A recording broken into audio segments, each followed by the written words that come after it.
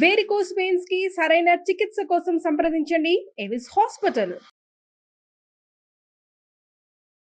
నమస్తే రమగారు. నమస్తే జయ. రమగారు, చిన్న పిల్లలకి అలానే పెద్దవారు కూడా దిష్టి తగిలితే నల్లతాడు కట్టుకుంటారండి. పిల్లలకైతే మనం 2 చేతులకి 2 కాళ్ళకి కూడా 11 రోజుల లోపు 11 రోజున గుర్తులేదు సరిగ్గా నల్లతాళ్ళు కడతాం. ఈ మధ్య మనం పెద్దవాళ్ళ కాళ్ళకి కూడా చూస్తూ ఉన్నాం. నిజంగా దిష్టికి నల్లతాడు పనిచేస్తుంది అంటారా? దిష్టి అంటే మనం చంటి పిల్లలకి ఏం చేస్తాం, 11వ రోజు కొన్ని ఇళ్లలో 11వ రోజు స్నానం చేస్తారు, కొంతమంది 9వ రోజు స్నానం చేయించే విధానం కూడా ఉంది. అవునవును. స్నానాలు చేశాక పిల్లలకి నల్లతాడు అంటే ప్రతి వాళ్ళు పిల్లాడు ఎంత బాగున్నాడో అన్నా దిష్టి తగులుతుంది. ఏమిటమ్మా పిల్లాడు ఇలా ఉన్నాడు అన్నా కూడా పిల్లలకి ఆ ప్రెషర్ తగులుతుందని ఈ నల్లటి దారం కానీ ఏదైనా ఉంటే డార్క్ కలర్ ఈ నలుపు ఆ నెగిటివిటీని లాక్కుంటుంది అని మనం సాధారణంగా వినేది ఏంటంటే, మనకు తెలుసు మన శరీరం చుట్టూతా ఆరా ఉంటుంది. అవును, మానవ శరీరం చుట్టూతా కూడా కంటికి కనపడని ఒక పల్చటి కాంతి వలయం ఉంటుంది. కళ అంటాం దాన్ని మనం. భలే కళ, లక్ష్మీ కళ ఒకళ్ళల్లో. అవునవును. కనపడుతుందా? అనారోగ్యం వచ్చిందనుకో, ప్రేతకళ పడ్డాడు మనిషి అంటారు. అంటే మరణాసన్నుడుగా కనపడుతున్న ఒక లుక్ వాళ్ళలో వచ్చేస్తుంది. ఆ చుట్టూతా ఉన్న వలయంలో ఉంటుందన్నమాట. అది ఎవరైనా బాగుంది బాగుంది బాగుంది అంటే ఈ వలయానికి తూట్లు పడతాయి. అవునా రమ్మగారు? పడేసరికల్లా ఏమవుతుంది, అది శరీరానికి తగిలేస్తుంది. దానివల్లే మనకి విసుగ్గా ఉంటుంది, అలసిపోయినటువంటి తలకాయ నొప్పి వస్తుంది, మొహాలు వాడిపోతాయి, కళ్ళు మూతలు పడిపోతున్నటువంటి ఆవలింతలు వస్తాయి.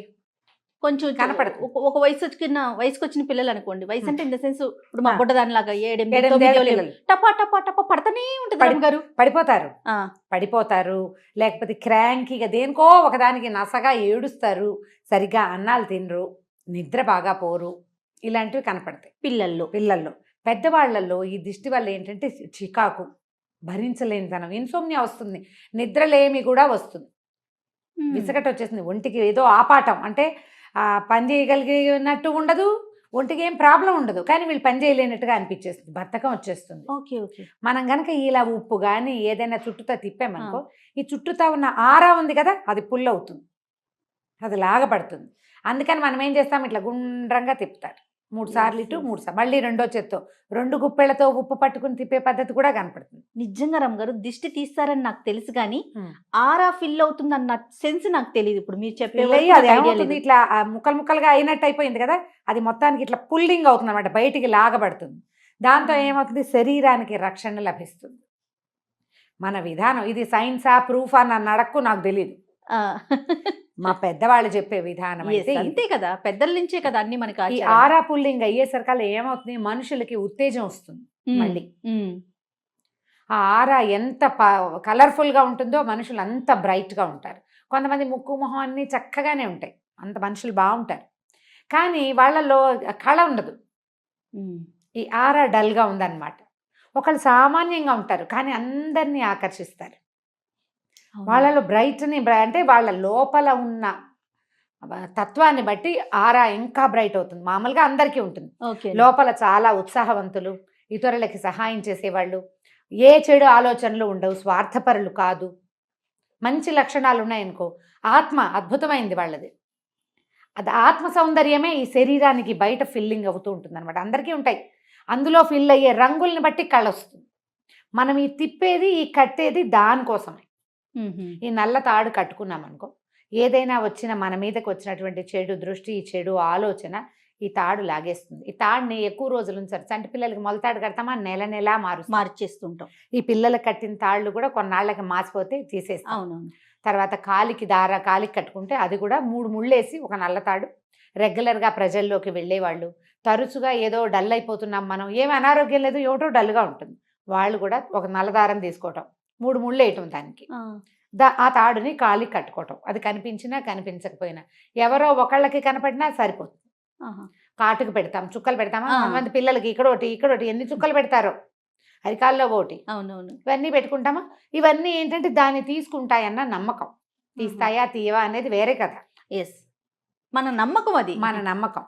అయితే ఈ నల్లతాడుని ప్రతి నెలా మార్చుకోవాలి. నిన్న కొత్త అమావాస్య వెళ్ళింది కదా, ఏది మన ఉగాది పండగకి ముందు రోజు, ఆ రోజున ఇంటికి కట్టిన దిష్టి గుమ్మడికాయలు కడతామా, అవి కూడా మార్చుకుంటారు. సంవత్సరం అంతా ఉంచుకున్నా కొత్త అమావాస్య రోజున తీసేయటం, మళ్ళీ ఫ్రెష్ కాయలు పెట్టుకుంటారు.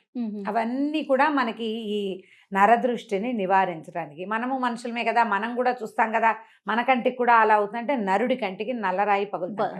అందులో నరుడులో నువ్వు ఉన్నావు, నేను ఉన్నా, కెమెరామెన్ మహేష్ కూడా ఉంటాడు, అందరూ ఉంటారు. మనమే ఎంత బాగుందో ఎంత బాగుందో ఎంత బాగుందో అంటే మనకి అది గుర్తొస్తూ ఉంటుంది. లేకపోతే బాగోలేదని ఏమిటో వాళ్ళు అలా ఉన్నారు అదే గుర్తొస్తుంది. అవును అవును. మన ప్రెషర్ వాటి మీదకి వెళ్ళిపోతుంది. నల్లతాడు లక్షణంగా కట్టుకోవచ్చు, పిల్లలకి కట్టచ్చు. మనం కాశీదారాలు, దేవుడి తాళ్ళు అవి కట్టుకుంటాం తాయెత్తు. 3 రోజులే వాటి లైఫ్. 3 days కట్టుకోవాలని చెప్తారు. 3 రాత్రులు మనతో అది నిద్ర చేస్తే తర్వాత ఇంకా దానికి శక్తి ఉండదని చెప్తారు. ఈ తాడు కట్టుకుంటారు, అలాగే ఉంచుకుంటుంటారు. అవి మురికిగా అయిపోయి దరిద్రంగా ఏడుస్తాయి. అవును, మురికిగా ఉంటాయి, పనిచేస్తాయా. 3 days కట్టుకోవాలి. నల్లతాడు అయితే మాత్రం ఒక నెల. ఈ నల్లతాడు మనమే స్వయంగా కట్టం, దేవుడివి ఆ ఊరు నుంచి తెచ్చిన కాశీదారాలు అవి కాదు కదా. మనం 3 ముళ్ళు వేస్తే ఒక నెల రోజులు అమావాస్య నాడు ఊడదీసి మళ్ళీ అమావాస్య నాడు కట్టుకోవచ్చు. నల్లది మొలతాడు దొరుకుతుంది కదా అమ్మగారు, అది కట్టుకోవచ్చు. కాటన్ తాడైతే ఊడిపోకుండా, నైలాన్ థ్రెడ్ వస్తుంది అదంతా ఊడిపోతుంటుంది. కాటన్ తాడు అనుకో దాని ఈజీ ఏంటంటే, ఇప్పుడు మధ్యలో 3 ముళ్ళు వేసామో 2 కొసలకి 2 ముళ్ళు వేసి పెట్టుకున్నాం అనుకో, మనం ఆ రెండింటిని మూడేసి ఇంకా ఊడిపోవు. ఎడ్జిలో 3 ఉంటుంది కదా, వేసి పెట్టుకోవచ్చు. పెద్దవాళ్ళు కూడా కట్టుకోవచ్చు.